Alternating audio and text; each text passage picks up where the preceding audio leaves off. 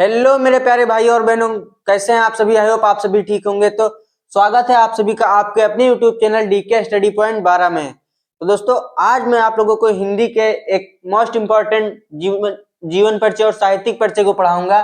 तो इनका नाम है, जो कि पद्य की कवयित्री हैं, महादेवी वर्मा। तो आइए महादेवी वर्मा का संक्षिप्त परिचय पहले देखते हैं, उसके बाद हम जीवन परिचय और साहित्यिक परिचय देखेंगे। तो संक्षिप्त परिचय में दोस्तों क्या क्या लिखना होता है। संक्षिप्त परिचय में आप नाम लिख सकते हैं, जन्म, जन्म स्थान, अध्ययन, और लिख सकते हैं मतलब जो अब उन्होंने किया हो, जैसे कोई ग्रंथ या कोई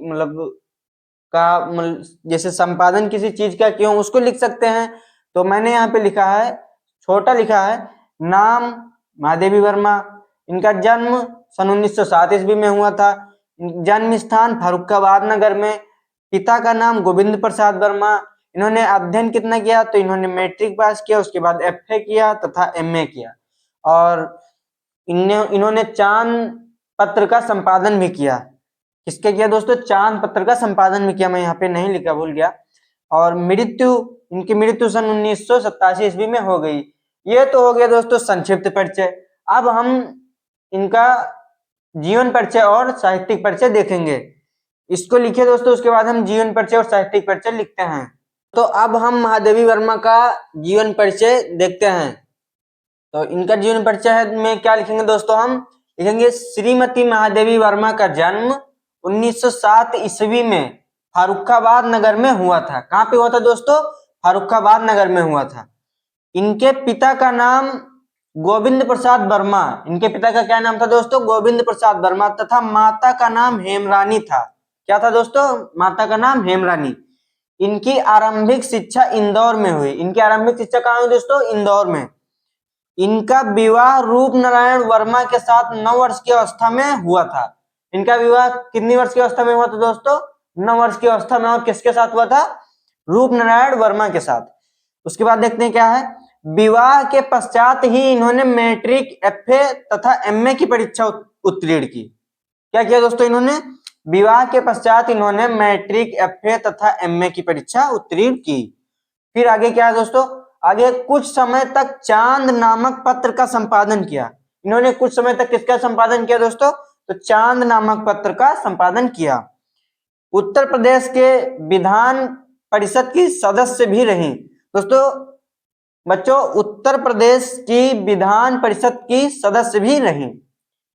फिर आगे क्या है। इस महान कवयित्री का निधन सन 1987 ईस्वी में हो गया।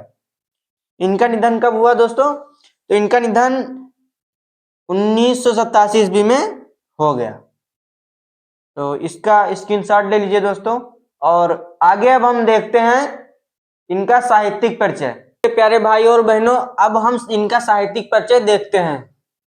तो इनका साहित्यिक परिचय है, महादेवी वर्मा जी छायावाद तथा रहस्यवाद की प्रमुख कवयित्री हैं। क्या है दोस्तों? महादेवी वर्मा जी छायावाद तथा रहस्यवाद की प्रमुख कवयित्री हैं। महादेवी वर्मा जी साहित्य और संगीत के अलावा चित्रकला में भी रुचि रखती थी। महादेवी वर्मा किसमें रुचि रखती थी साहित्य के अलावा दोस्तों? यहाँ पे लिखा हमने, महादेवी वर्मा जी साहित्य और संगीत के अलावा चित्रकला में भी रुचि रखती थी।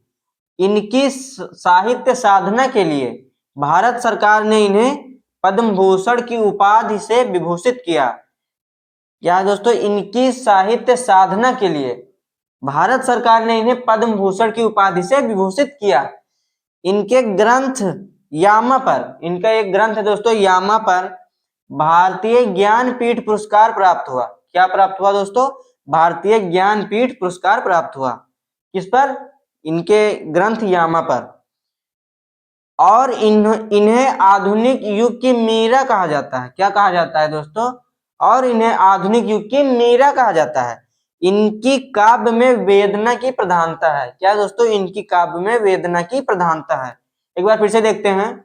महादेवी वर्मा जी छायावाद तथा रहस्यवाद की प्रमुख कवयित्री हैं। महादेवी वर्मा जी साहित्य और संगीत के अलावा चित्रकला में भी रुचि रखती हैं। इनकी साहित्य साधना के लिए भारत सरकार ने इन्हें पद्म भूषण की उपाधि से विभूषित किया। इनके ग्रंथ यामा पर भारतीय ज्ञानपीठ पुरस्कार प्राप्त हुआ और इन्हें आधुनिक युग की मीरा भी कहा जाता है। इनकी काव्य में वेदना की प्रधानता है। तो दोस्तों ये बोर्ड एग्जाम में 80 से 100 वर्ड में के करीब लगभग लिखने के लिए आता है और ये उसी के करीब में है, 80, 100, 120 हो सकता है वर्ड। तो ये दोस्तों बोर्ड एग्जाम 2026 के लिए बेहद ही इंपॉर्टेंट है। और दोस्तों आज 1 जनवरी 2026 है दोस्तों। तो आज बहुत दिन बाद मैं ये वीडियो शूट कर रहा हूँ क्योंकि थोड़ा मैं काम में लगा था। तो अब हम देखते हैं रचनाएं, इसका स्क्रीनशॉट ले लीजिए दोस्तों। हम इनके कृतियां देखते हैं कि महादेवी वर्मा की कृतियां कौन कौन सी हैं प्रमुख। तो इनकी प्रमुख कृतियां काव्य है जो दोस्तों, काव्य क्या है, निहार, रसिम, निर्जा, संध्यागीत, दीप शिखा। और दूसरा निबंध संग्रह, निबंध संग्रह कौन क्या है, अतीत के चलचित्र और श्रृंखला की कड़ियां आदि। और तीसरा है आलोचनात्मक ग्रंथ, इनके आलोचनात्मक ग्रंथ हैं दोस्तों हिंदी के विवेचनात्मक गद्य। क्या है दोस्तों, हिंदी के विवेचनात्मक गद्य। दोस्तों कभी भी आप साहित्यिक परिचय और जीवन परिचय लिखिएगा तो कोशिश करिएगा कि ज्यादा से ज्यादा हेडिंग डाल के चीजों को लिखिए। अभी इसको आप एक ही में लिख देते, यहाँ पे हेडिंग डाल के रचनाएं और ये सब लिख देते तो ठीक था वो भी, लेकिन जितना अच्छा ये है कि ये मतलब काव्य है, ये निबंध संग्रह है और ये आलोचनात्मक गद्य, मतलब जो कुछ भी है हेडिंग से जब आप डाल के लिखेंगे तो एग्जामिनर जब देखता है तो उसको लगता है कि हाँ बच्चे ने हेडिंग डाल के अच्छे से स्पष्ट लिखा है। तो इसका भी स्क्रीनशॉट ले लीजिए दोस्तों।